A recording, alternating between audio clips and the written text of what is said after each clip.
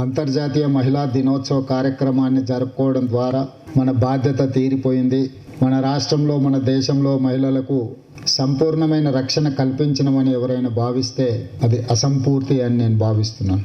అభద్రతా భావంలో మహిళలు ప్రతిరోజు ఇంటి నుంచి బయలుదేరుతున్నారు అని అంటే అది ఏ ఒక్క రాష్ట్ర ప్రభుత్వానికి గౌరవం కాదు.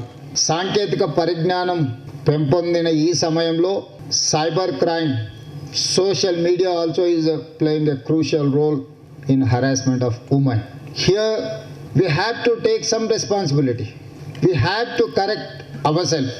అందుకే ఈరోజు తెలంగాణ రాష్ట్ర ప్రభుత్వం దేశంలోనే మహిళలకు అత్యంత భద్రత కలిగిన రాష్ట్రంగా తెలంగాణను తీర్చిదిద్దాలి అని ఈరోజు ఒక మంచి కార్యక్రమాన్ని తీసుకొని ఈరోజు మిమ్మల్ని అందరిని ఆహ్వానించి వాళ్ళ రక్షణ వాళ్ళకు వదిలేయకుండా వాళ్ళ రక్షణ ఇక్కడున్న మనమందరం తీసుకుంటే ఖచ్చితంగా 100% తెలంగాణ రాష్ట్రంలో మహిళలకు రక్షణ అందించబడుతుంది అని నేను భావిస్తున్నా.